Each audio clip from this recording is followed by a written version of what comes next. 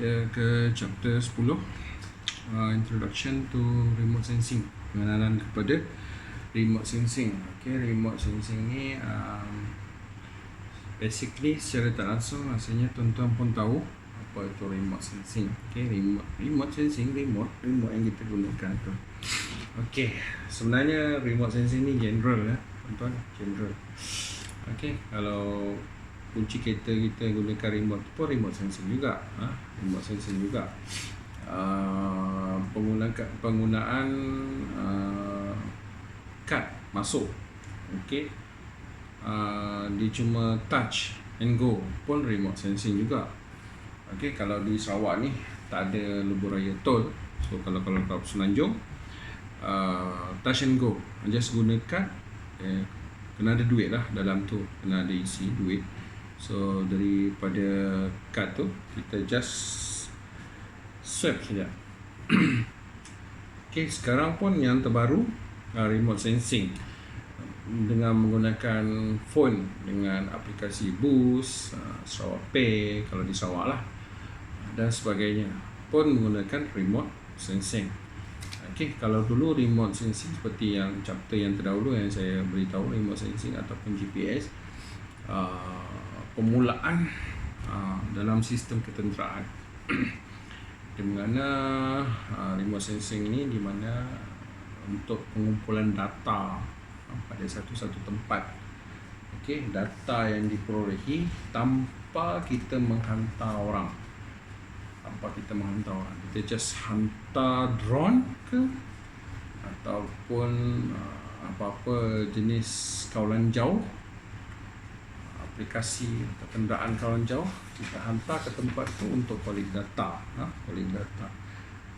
Remote sensing ataupun RS adalah dalam teknologi term science, di mana teknik driving information about earth, land and water.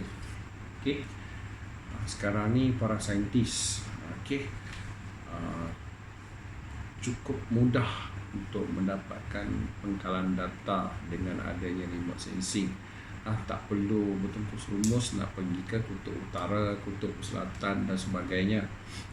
Just fly kan drone atau ke mana-mana penerbangan, semua alat data akan dapat diperolehi. Begitu juga dengan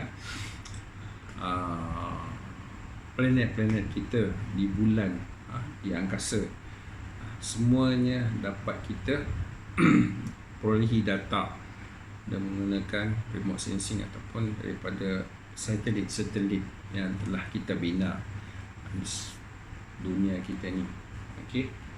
Di mana secara tradisional dulu kita menggunakan peralatan untuk kita dapatkan data, source dan sebagainya. Tapi sekarang tak perlu lagi tuan-tuan. Ada setengah syarikat sanggup membelanjakan untuk membeli peralatan yang canggih untuk dapatkan data-data. Sensor, remote sensing, benda yang menggunakan touch, tak ada sentuhan, just lalu macam tu saja. Detection, itulah remote sensing.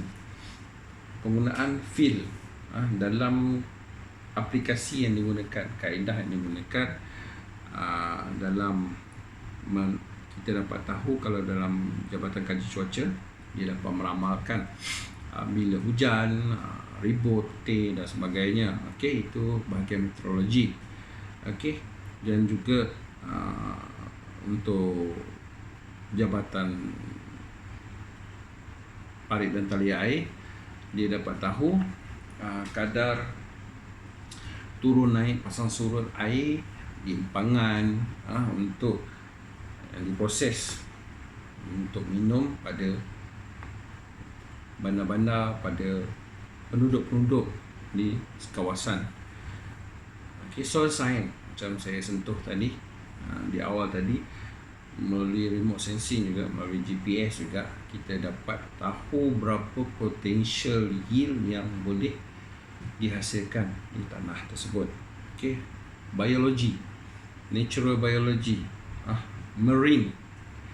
Dengan remote sensing ni kita dapat pengkalan data yang accurate, okey, yang untuk kita boleh jadikan rujukan pada masa-masa akan datang. Remote sensing ni juga kalau dalam bidang perikanan lagi amat perlu. So para pengusaha perikanan kita dapat mengenal tempat di mana senang untuk penangkapan hasil ikan dia, okey, hasil ikan dia dan sebagainya, mengetahui keadaan cuaca dan sebagainya, ketinggian ombak, kelajuan angin dan sebagainya, semuanya ada di sana. Itulah kaedah-kaedah teknologi yang zaman sekarang yang diwujudkan dalam remote sensing. Remote sensing basically memudahkan kita, memudahkan pergerakan kita sekiranya ia digunakan dengan sebaik yang mungkin. Sebaik yang mungkin. Contohnya tak semestinya dalam pengurusan peradangan, tuan-tuan, dalam urusan pentadbiran dan sebagainya, banyak. Okay, nowadays sekarang ni pun password, okay, passgate dan sebagainya pun penggunaan remote sensing dan sebagainya.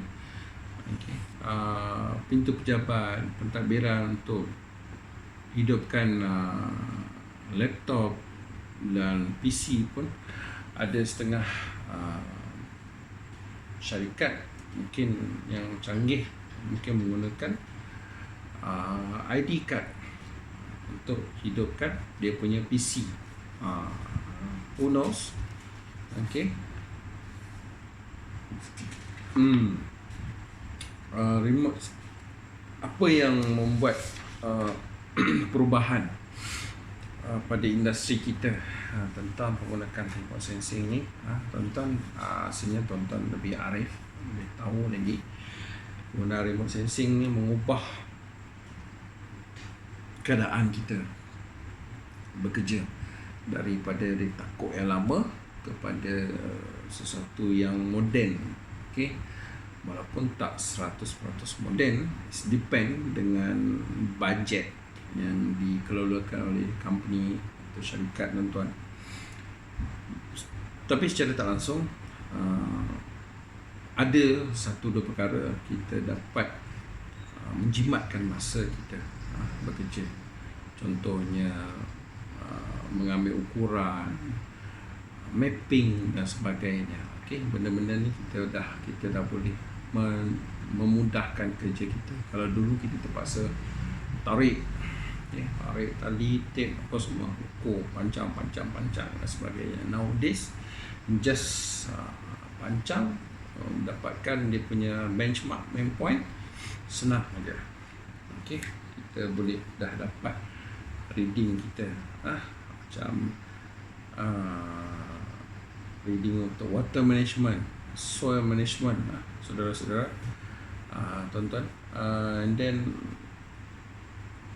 palm stand kita ataupun planting density kita.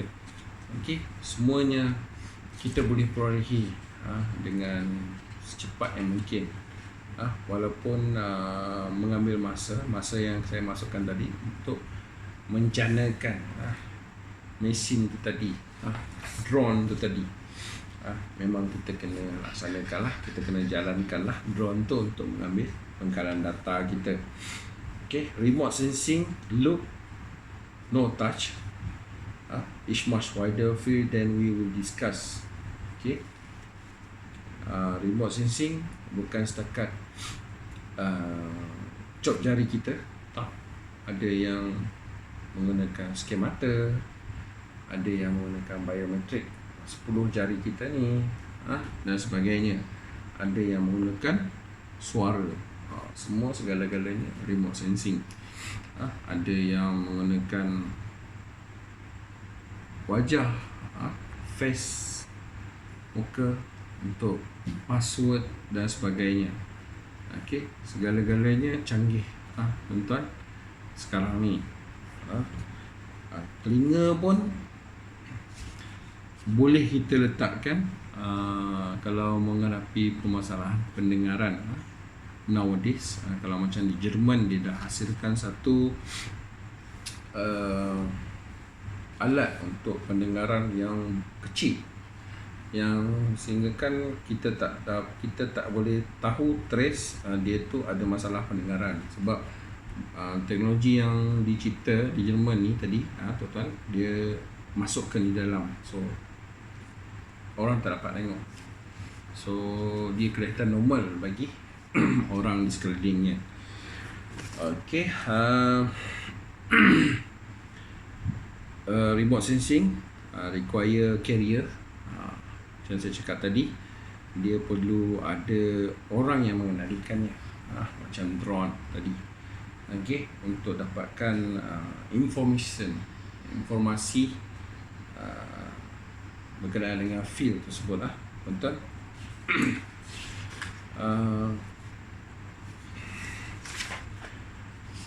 Dan record yang dihasilkan analisis, kita boleh menginterpretasikan data tersebut kepada paperwork dan sebagainya. Okey, yang kita yang kita buat dapatkan data dan sebagainya itu adalah basic dia saja. Basic, contohnya kita kenal pasti dia punya topografi dan sebagainya, itu adalah basic. Okey, kalau dalam ladang ni peralatan yang kita gunakan adalah untuk secara basic umum saja. Okey, cuma ada tim-tim tertentu yang akan mendapatkan data yang lebih mendalam lagi. Contohnya untuk mengetahui keadaan topografi di kawasan itu. Walaupun data sudah diperolehi, tapi untuk double check harus juga kita kena pasti kawasan tersebut, tuan-tuan, kena pasti. Kadang-kadang dekat atas ni kita kurang jelas, tapi bila dah sampai dekat ground, lebih jelas lagi benda tu. Okay, lebih jelas lagi. So tuan-tuan sendiri pun faham. Saya rasa tuan-tuan pun tahu, pernah dengar, jangan jadi remote control. Rasanya tuan-tuan pernah dengar apa yang saya cakap ni tadi. Jangan pakai remote control. Maksudnya kita kerja ni, jangan guna remote arah sana arah sini, arah sana tekan sana tekan sini, tekan sana tekan sini. Tapi kita tak buat follow up, tak buat double check. Itu namanya remote control. Pandai cakap arah, tapi dia punya finishing, feedback, malam balas on the ground, dia tak buat. Macam seringkali ayat yang orang seringkali guna pakai. Okey, orang bagi instruction, pihak atasan bagi instruction, dia pula okey, benda tu dah follow up ke belum? Dia punya jawapan, saya dah beritahu untuk buat kerja tersebut. Actually wrong. Itu yang dunia sekarang ni. Itu sebab benda-benda canggih ni wujud, sebab ada benda, ada perkara perlu kita buat secara teknologi canggih, sebab keberkesanannya konvensional ni ada juga cacat celanya. Okay, ada juga cacat celanya. Tapi sistem konvensional dengan sistem teknologi yang ada ni, apabila bergabung, ia memantapkan lagi organisasi tersebut. Okey, tuan-tuan, jangan ketinggalan dalam melakukan sesuatu kerja. Kita tak boleh tinggal jauh. Okey, kita tak boleh tinggal jauh. Kita perlu ikut peredaran masa. Okey, kita perlu tahu knowledge sedikit. Okey, sekian dari saya untuk chapter akhir ni. Sekian, terima kasih.